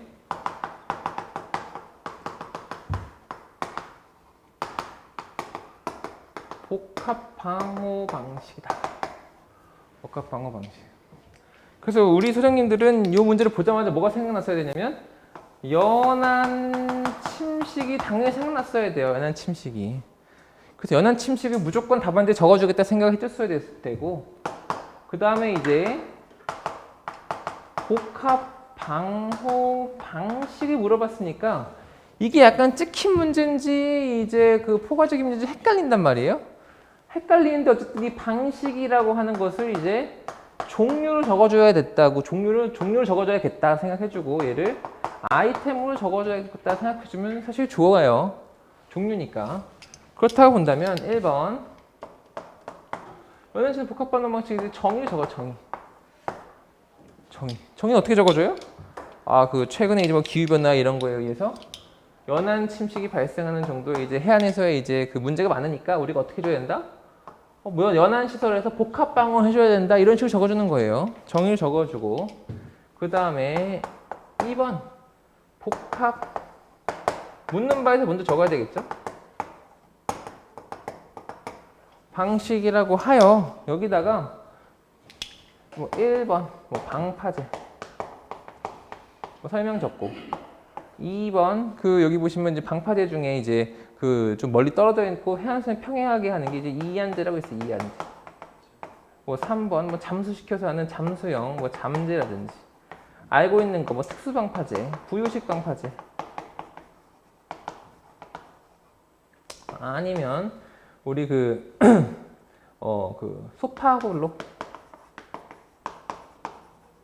소파블록이라든지 뭐 기타 등등 이런 것들을 적어주면 되는데 사실상 이 복합방어에 대해서 점수를 잘 받으려면 강조해줘야 되는 게 뭐냐면 여기다가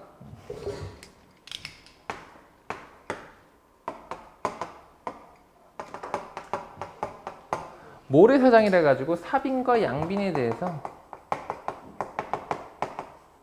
강조를 해주면 얘는 사실 좋긴 좋아요. 이것까지 우리가 공부를 안 했으면 알 수가 없지만 결국 이제 우리가 여기 그 답안지에 있는 그림과 같이 이 모래 자체가 방어가 된다는 거죠. 방어가. 뭐로부터 방어가 되는 거예요? 파랑으로부터 방어가 되는 거죠. 결국에 파랑으로부터 방어를 위해서 우리가 브레이크워터인 방파제를 설치를 하는데 방파제의 종류가 경사식이 있고 우리가 그 직립식이 있고 복합식이 있잖아요. 혼성제가 있잖아요. 그렇죠? 근데 결국 이제 그 파라고 하는 에너지가 왔을 때 반사시켜주거나 소산시켜주거나 이런 두 가지 관점에서 우리가 그 방어를 하게 되는데 이 모래사장의 그 반사율이 기존의 콘크리트로 만든 이제 방파제보다 더 낮기 때문에 좋다는 거예요. 이 복합 방어 방식이라고 하는 것이. 그래서 이 모래사장을 강조해 주는 게 사실은 이 문제의 핵심이라고 보시면 되시겠고, 이 그 반사율이 낮죠. 낮아서 좋다 이렇게 적어주면 되시겠고, 그게 아니라고 하더라도 그냥 우리가 알고 있는 그냥 그 방어 종류에 따라서 이제 쭉 적어주고서 답안지에 채우는 방식은 아이템으로 적으면서 채워주면 되세요. 아이템으로. 만약에 이렇게 적어주다가 이제 공간이 오른쪽에 비릴 거 아니에요? 그러면은 혼성제를 멋지게 그려주면 되잖아요. 그렇죠? 혼성제를 그려주고 또는 뭐 소파 블록에 대해서 표 하나 집어넣어주고 이러면서 이제 답안지를 채워주시면 되시겠다. 이렇게 2번을 적어주고 나서 그 다음에 3번 해가지고 이제 연한 침식해서 준비한 공통 아이템 같은 거를 이렇게 해가지고 여기 해안선인데 여기다가 이렇게 침식되고 이제 얘가 이런 식으로 여기는 침식, 여기는 퇴적, 침식, 그리고 파랑이 이렇게 불어 들어오는 거고, 이게 이제 방파제다. 뭐 이런 식으로 이제 준비해 놓은 공통 아이템을 집어 넣어줄 수가 있고, 또는 여기 좀 공간이 부족한데 여기다 적겠습니다. 또는 뭐 파랑의 변형파라 그래가지고. 결국 이제 파도에 대해서 적어주면 좋겠죠. 파도. 얘가 이제 복합 방어라고 하는 건데 이 방어에 대해서 우리가 그 표현해 줄 수 있는 게 뭐로부터 보호하는 거냐? 파도구나. 그럼 파도가 어떻게 위협적인지 파도에 대해서 우리가 적어줄 수가 있고, 또는 이 복합 방어에 관련되어 있는 다른 용어, 우리가 뭐 대안거리라든지 아니면 뭐 항내 정온도라든지 이런 것들을 적어줘서 그냥 대제목 이제 잡아서 적어주는 것도 좋은 방식이라는 거예요. 좋은 방식이다. 그래서 지금 제가 그 모험 답안을 드렸는데, 해설지를 드렸는데, 그거는 그냥 말 그대로 모험 답안이고 내용에 대해서 표현을 해놓은 것에 불과하고 실제 모험 답안과 실제 시험장에서 쓰는 시험지와는 우리가 차이가 있다라고 하는 것을 이해하시기 바랍니다. 문제 13번. 문제 13번은 우리 공부한 거죠? ELCM이다. 해가지고 정의해가지고 이제 시공도, 뭐 특징, 뭐 시공시 유의사항, 비교표. 얘는 이제 RCC랑 비교표 해주면 되겠죠? RCC랑 이렇게 해주면 되는데, 여기서 걸적거리는 게 뭐예요? 걸적거리는 게 시공도죠. EACM의 시공도라고 하는 거 우리가 안 그려봤잖아요, 그렇죠? 안 그려봤기 때문에 이거 같은 경우는 그냥 이게 쭉 그어버리고 얘가 이제 EACM의 이제 시공 방법이라든지 아니면은 시공 순서라 해가지고 이 키워드들을 뭐 슬럼프 30mm 내외에 그리고 이제 뭐 전면 레이어 타설을 해가지고 이제 진동률로 다짐을 한다든지 뭐 해가지고 이런 식으로 이제 적어줘가지고 우리가 그림이 부족한 거에서 얘는 프로차트로 보완을 해주고 얘 점수를 어디서 얻으려고 해야 되냐면 여기서 얻어야 되겠죠? 여기서 결국에 얘를 어떻게 적어줘야 되냐면 표로 적긴 적어줘야 되는데 큰 표로 적어주는 게 핵심이다. 큰 표로. 얘는 큰 표로 적어주는 게 좋아요. 얘가 부족하기 때문에. 그래서 얘를 마음 먹었을 때 우리가 오늘 어떻게 생각해 줘야 되냐면 내가 그림을 못 그리잖아요. 그림을 못 그리니까 우리가 그릴 수 있는 그림이 뭐냐면 표잖아요. 그 표를 크게 얘는 해줄 수가 있잖아요. 표를 크게. 얘는 얘랑 달라요. 얘는 우리가 그림을 못 그려가지고 표를 그릴 수 있는데 표를 많이 못 하잖아요. 우리가. 많이는 못 하기 때문에 그냥 올려가지고 여기다가 표현해 준 정도에 불과하고 얘는 공부를 한 거기 때문에 만약에 그림이 이제 시원찮으면은 비교표를 크게 만들어가지고 얘를 강조해주면 된단 말이에요. 그래서 나는 그냥 그림을 그릴 줄 아는데 두 사이 비교를 해주는 게 내가 더 중요하다라는 관점에서 이제 비교표를 크게 해주면은 점수를 얻는다. 점수를. 그냥 미적미적하게 똑같이 이제 비교표 만들어주는 게 아니고 이렇게 크게 적어주는 게 의도적으로 되셔야지만 기숙사를 제대로 지금 시험 준비를 하고 있다고 생각하시면 되겠습니다. 그래서 이렇게 하면 13번까지 됐죠. 아까 제가 서두에 말씀드린 것처럼 이게 뭐 쉬운 시험이었다 이런 건 아니에요. 쉬운 시험이 이것도 아닌데 선생님들이 그러면 이번에는 어려웠으니까 다음번엔 쉽겠지 이렇게 생각하면 안 된다는 거예요. 그게 아니고 다음번에도 이렇게 시험 문제가 나올 거예요. 뭐 이게 정도 차이죠. 정도 차이인데 우리가 제가 항상 말씀드렸다시피 용어라고 하는 것은 모르는 문제를 풀고 합격을 하는 거거든요. 무조건. 모든 사람이 모르는 문제를 풀고 합격하는데 그럼 모든 사람이 다 이거에 대해서 스트레스 받냐? 그게 아니라는 거예요. 어쨌거나 우리가 해결하는 능력이 있으면 되는 거고 해결하는 능력에서 전혀 스트레스 받을 필요가 없는 거예요. 원래 모르는 거에 나올 걸 대비하고 우리가 시험 공부를 하는 거니까.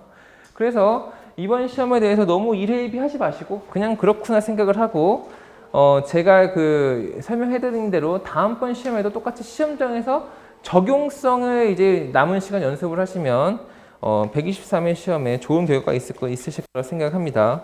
오늘 고생하셨고 다음 주에는 이제 서술형 해설을 할 테니까 다음 주에도 오세요. 아시겠죠? 동영상에도 올라가 있어요? 동영상도 올려드릴 거예요. 네네네. 하여간 오늘 고생하셨고 다음 주에 뵙도록 하겠습니다. 수고하셨습니다.